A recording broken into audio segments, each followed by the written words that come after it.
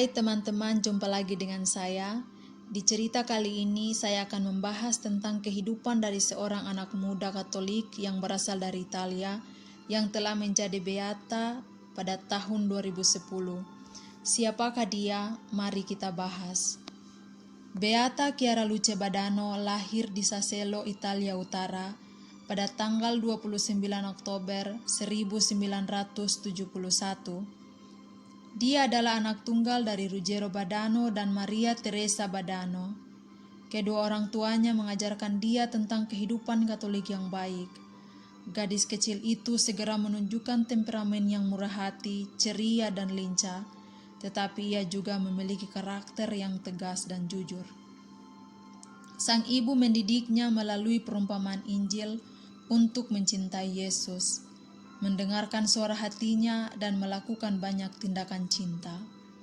Sejak kecil, ia bergabung dengan gerakan yang didirikan oleh Chiara Lubich, yaitu Gerakan Focolare, tepatnya pada tahun 1980 pada usianya yang ke-9 tahun.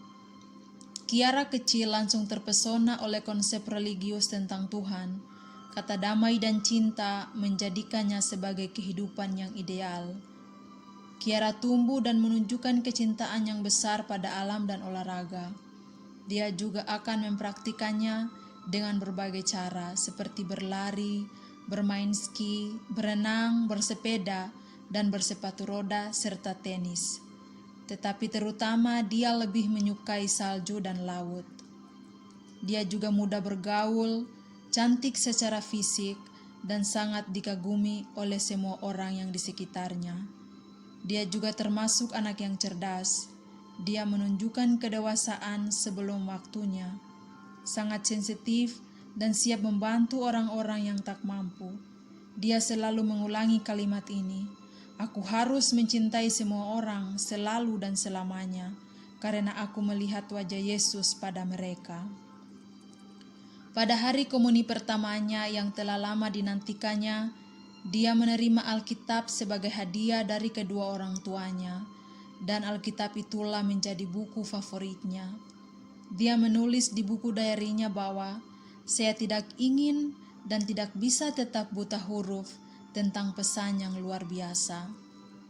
Cinta selalu menjadi tempat pertama dalam hidupnya, terutama Ekaristi Kudus, yang sangat ingin diterimanya setiap hari, dan bahkan bermimpi membentuk sebuah keluarga, dan dia merasakan Yesus sebagai pasangannya. Itu akan menjadi segalanya, sampai membuat dia mengulangi, "Jika Anda menginginkan Yesus, saya menginginkannya juga." Chiara memiliki pengabdian yang besar kepada Roh Kudus, dan dengan cermat mempersiapkan dirinya untuk menerima sakramen Krisma oleh Monsignor Livio Maritano, Uskup Acqui, pada tanggal 30 September 1984. Chiara adalah anak yang selalu tenang dan gembira. Dia juga bergabung dalam kelompok pemuda Katolik. Chiara sangat peduli terhadap orang yang lemah, yang terbuang, dan semua orang yang dipandang rendah oleh masyarakat, meskipun baru berusia 14 tahun. Chiara tidak peduli dengan apa yang orang lain pikirkan tentang dirinya, tetapi hanya ingin hidup untuk menyenangkan Yesus, dan dia mengatakan bahwa yang terpenting adalah menjadi cantik di dalam diri. Dia ingin semua anak di dunia menjadi bahagia seperti dirinya. Dengan cara yang khusus, dia mencintai anak-anak Afrika, dan setelah dia mengetahui tentang kemiskinan ekstrim mereka, dia berkata, "Mulai sekarang kami akan merawat mereka." Dengan demikian, dia memutuskan untuk menjadi dokter agar dia juga bisa menyusul orang-orang yang lainnya untuk pergi dan merawat mereka. Chiara pindah dan melanjutkan SMA-nya di kota Savona. Namun takdir berkata lain. Pada usia 17 tahun, hidupnya berubah secara radikal. Dia memiliki tanda-tanda tumor tulang yang menyebabkan kematiannya.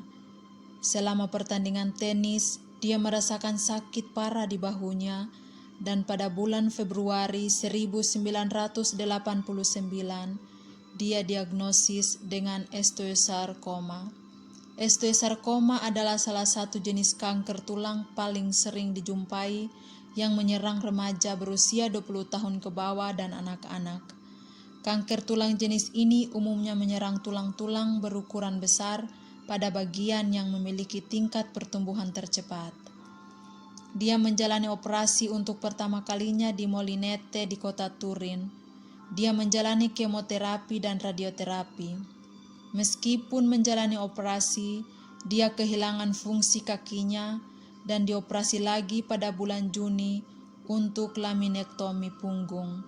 Laminektomi adalah jenis operasi punggung yang digunakan untuk mengurangi kompresi pada sumsum tulang belakang. Pada saat itu, dia memutuskan untuk menghadapi penyakitnya dengan mengandalkan Tuhan, mendengarkan firman Tuhan dengan sukacita dan tenang. Dia tidak putus asa, dia terus mencintai dan sering berkeliling rumah sakit untuk menghibur pasien lain dan mempersembahkan penderitaannya kepada Yesus. Imannya kepada Tuhan tidak tergoyahkan dan dia tidak takut mati. Dia selalu mengatakan kepada mereka yang menanyainya, "Tuhan sangat mencintai aku." Selama dirawat di rumah sakit, Chiara terus mengikuti kegiatan Focolare. Dia menyumbangkan tabungannya kepada seorang teman yang akan berangkat misi di Benin, Afrika, dan membuat pekerjaan tangan untuk dijual dan diberikannya untuk amal. Bahkan menjelang akhir hidupnya, dengan kondisi yang semakin memburuk, dia tidak meminta mujizat, tetapi kepada Bunda Maria, ia berdoa dan meminta, "Ibu Surgawi, Anda tahu betapa saya sangat ingin disembuhkan, tetapi jika itu bukan kehendak Tuhan, saya meminta kekuatan untuk tidak pernah menyerah." Chiara selalu menuruti kehendak Tuhan karena cinta. Dia memiliki kepercayaan penuh pada Tuhan dan mendorong ibunya untuk melakukan hal yang sama. Pada suatu hari, dia mengatakan kepada ibunya, "Ibu, ketika saya tidak di sini lagi, percayalah pada Tuhan dan lanjutkan, maka kamu telah melakukan segalanya." Dia pernah berkata, "Saya tidak punya apa-apa lagi, dan saya hanya bisa menawarkan rasa sakit kepada Tuhan Yesus." Dan dia menambahkan, "Tapi aku masih punya hati, dan aku selalu bisa mencintai." Kepada orang-orang muda, dia meninggalkan pesan terakhir, "Orang muda adalah masa depan. Saya tidak bisa lagi berlari, tetapi saya ingin memberikan obor kepada mereka seperti di Olimpiade. Orang muda hanya memiliki satu nyawa, dan itu layak untuk dihabiskan dengan baik." Sebelum dia meninggal, dia meminta kepada kedua orang tuanya untuk menguburkannya dengan menggunakan kaun pengantin, karena dia akan bertemu dengan Yesus yang dicintainya. Dia juga meminta kepada ibunya saat dia meninggal nanti, ia ingin menyumbangkan matanya untuk mereka yang membutuhkan. Dan benar saja, kedua orang tuanya melakukan seperti apa yang dia minta. Dia mendonorkan matanya kepada dua orang muda dan mengembalikan penglihatan mereka. Jenazahnya dimakamkan di kapel keluarga di pemakaman Sasello. Chiara Lubich, pendiri gerakan Focolare, memberinya julukan Luce. Selama jam-jam terakhirnya, Chiara membuat pengakuan terakhirnya dan menerima Ekaristi Kudus. Dia meminta keluarga dan teman-temannya berdoa bersamanya. Chiara meninggal pada pukul 4:10, tepatnya pada hari Minggu tanggal 7 Oktober 1990. Kata-kata terakhirnya adalah, "Selamat tinggal Ibu, berbahagialah karena aku."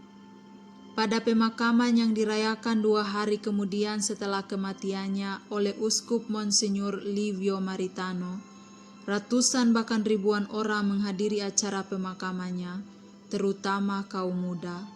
Meskipun ada air mata, suasananya adalah salah satu kegembiraan. Lagu-lagu yang membangkitkan mengungkapkan kepastian bahwa Chiara sekarang berada dalam cahaya sejati. Pada tanggal 19 Desember 2009, dengan persetujuan Paus Benediktus ke-16, Kongregasi Orang Suci mengumumkan dekri tentang mujizat yang dikaitkan dengan perantaraan Chiara Luce Badano atas kesembuhan dari seorang anak dari Trieste yang menderita penyakit meningitis parah. Namun keajaiban itu datang saat keluarganya berdoa atas perantaraan Chiara Luce Badano. Chiara dibeatifikasi pada tanggal 25 September tahun 2010. Ribuan orang tua dan muda dari seluruh dunia datang ke upacara tersebut. Banyak kaum muda sangat mengidolakan Chiara dan selalu mengikuti teladannya dalam mencintai Yesus. Terima kasih teman-teman, sampai jumpa di cerita yang selanjutnya.